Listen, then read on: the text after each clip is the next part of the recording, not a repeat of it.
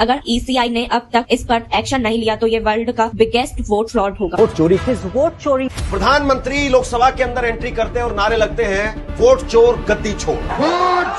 7 अगस्त 2025 से जब से राहुल गांधी ने वोट चोरी के सबूत दिया है, पूरा सिस्टम हिल गया है। उन्होंने एक प्रेस कॉन्फ्रेंस करके बेंगलुरु के महादेवपुर कंस्टिट्यूएंसी में 1 लाख से ज्यादा फेक वोट्स के सबूत दिए और डायरेक्टली ईसीआई पर इतना बड़ा आरोप लगा दिया। उसके बाद सब लोग वेट कर रहे थे कि इलेक्शन कमीशन का क्या रिएक्शन आएगा, क्योंकि यह एलिगेशंस बहुत ही सीरियस और डेंजरस था। फिर इलेक्शन कमीशन ने 17 अगस्त को एक प्रेस कॉन्फ्रेंस की और राहुल गांधी के सारे एलिगेंस को जवाब दिया, लेकिन उनका जवाब सुनकर लोग का डाउट और बढ़ गया। इस बीच बिहार से एक शॉकिंग खबर आई।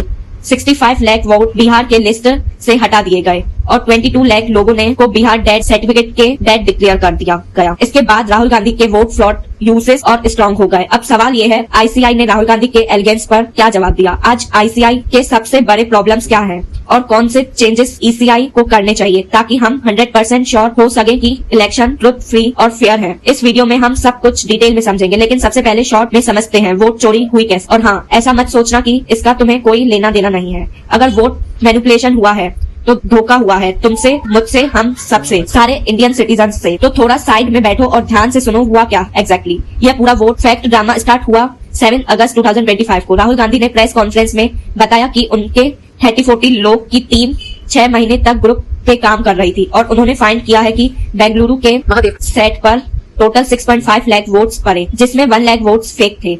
राहुल गांधी ने प्रूफ के साथ बताया कि यह फेक वोट हैं। 5 डिफरेंट कैटेगरीज में आते हैं। पहली कैटेगरी डुप्लीकेट वोट्स। एक आदमी ने मल्टीपल जगह वोट किया।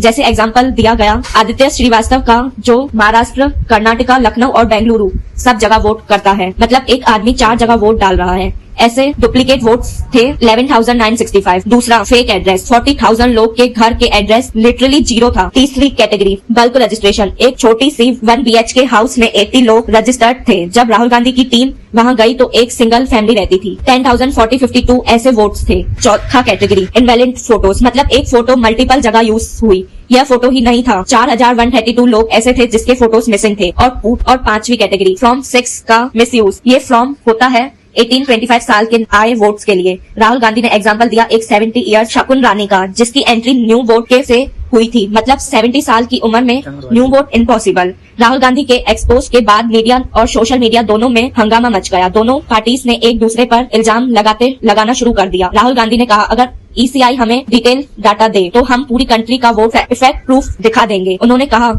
नरेंद्र मोदी गलत तरीके से पीएम बने हैं। अब राहुल गांधी बीजेपी पे ईसीआई से इलेक्शन कमीशन ऑफ इंडिया, जो हमारे वोट पॉलिटिशियंस तक पहुंचाता है। जब लोग की नजर ईसीआई पर थी कि ईसीआई राहुल गांधी को झूठा साबित कर प्रूफ के साथ, क्योंकि हमने वोट दिए हैं तो हमारा राइट है जानना कि हमारे वोट के साथ क्या हुआ। आईसीआई ने जवाब दिया, लेकिन उसका जवाब और सवाल। आईसीआई ने राहुल गांधी के इल्जामों पर जवाब दिया, लेकिन उसका जवाब और भी ज्यादा सवाल खड़े कर गया। राहुल गांधी के प्रेस कॉन्फ्रेंस के 1 घंटे बाद ही ईसीआई ने एक्स ट्विटर पर लिखा, ये क्लेम मिसरीडिंग है। फिर बोला, अगर राहुल गांधी अपने इन्वेस्टिगेशन पर इतना भरोसा करते हैं तो पहले ओटक साइन करने, तब हमें इंक्वायरी करेंगे। अरे भाई, ऐसा थोड़ी होता है। ईसीआई को चाहिए था कि वो भी एक प्रेस कॉन्फ्रेंस करे, सब प्रूफ के साथ राहुल गांधी के सब इल्जाम गलत साबित करे, तब लोग का ट्रस्ट बनता। लेकिन यहाँ तो पहले ओटा मांग लिया गया। 10 दिन बाद ईसीआई ने प्रेस कॉन्फ्रेंस की। Chief election commissioner Ganesh Kumar ने पूरी टीम के साथ मीडिया के सामने आए। सबसे पहले उन्होंने इमोशनली काट किया। कहा, राहुल गांधी ने वोट्स को क्रिमिनल बना दिया। राहुल गांधी ने कॉन्स्टिट्यूशन का अपमान किया। लेकिन फैक्ट ये है, राहुल गांधी ने जो डाटा दिखाया वो ईसीआई के ही रिकॉर्ड से लिया था। अगर गलत थी तो जिम्मेदारी ईसीआई की ही थी। और हाँ, ये किसी पार्टी का यूज नहीं है, ये हम सबके वोट्स के यूज हैं। ईसीआई ने प्रेस कॉन्फ्रेंस में प्राइवेसी का ड्रामा भी खेला। कहा, मशीन रिलायबल डेटा नहीं दिया गया क्योंकि प्राइवेसी का यूज हो सकता है। हम सीसीटीवी फुटेज नहीं दिखा सकते। माँ बहनों की, बेटियों बहनों की वीडियो कैसे दिखाएं? अरे भाई, जब पब्लिक सीसीटीवी कैमरा लगा ही है तो उसका फुटेज देने में क्या प्रॉब्लम है? और आज के टाइम में किसी की प्राइवेसी बची है?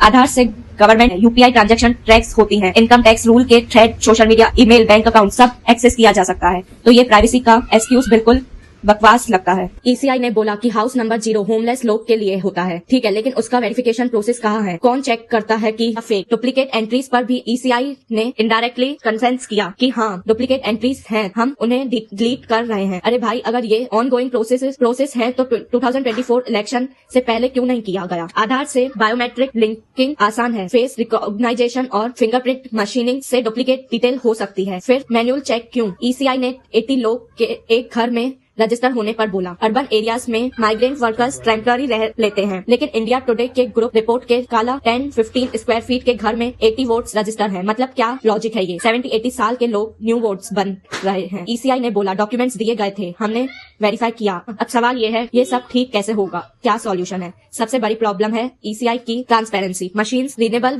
वोट्स लिस्ट सबको डिले चाहिए बिना एक्सक्यूज के। सीसीटीवी फुटेज कम से कम 1 साल तक शॉर्ट होनी चाहिए। फोर्स जैसे फॉर्म 70 और फॉर्म 20 जो वोट्स और रिजल्ट देखते हैं वेबसाइट पर पब्लिकली अपलोड होनी चाहिए। लेकिन ईसीआई ये सब रिफॉर्म क्यों नहीं कर रही? क्योंकि ईसीआई ट्रूली इंडिपेंडेंट नहीं है। आर्टिकल 320 के mutable election commissioner president appointed करते हैं, लेकिन गवर्नमेंट के एडवाइस पर 2023 में सुप्रीम कोर्ट ने कहा था कि अपॉइंटमेंट के काउंटिंग करे जिसमें पीएम लीडर्स को अपोजिशन और चीफ जस्टिस हो, लेकिन गवर्नमेंट ने नया रूल लेकर चीफ जस्टिस को हटा दिया और पीएम के मिनिस्टर को डाल दिया। अब अपॉइंटमेंट पर भी गवर्नमेंट का कंट्रोल है। तो अगर ईसीआई को ट्रूली इंडिपेंडेंट बनाना है तो अपॉइंटमेंट प्रोसेस वापस सुप्रीम कोर्ट के रूलिंग के हिसाब से करना होगा और डिटेल्ड कमिश्नर्स को पॉलिटिकल पोस्ट लेना कर से रोकना होगा, तभी तो न्यूट्रल कम करेंगे। अब सच ये है, ईसीआई ने लोग का ट्रस्ट खो दिया। अगर वो दोबारा लोग का भरोसा जीतना चाहती है तो रिफॉर्म को लेना ही होगा। अगर वोट मैनिपुलेशन हुई है तो यह हमारे वोट के साथ धोखा है। इस वीडियो को जितना हो सके शेयर करो ताकि सब वोट अवेयर और ईसीआई से जवाब मांगे, ताकि सच में फ्री और फेयर इलेक्शन हो और हमारी डेमोक्रेसी पर कोई दाग ना लगे। बाय द वे, अगर तुम्हारा नेक्स्ट वीडियो में तब तक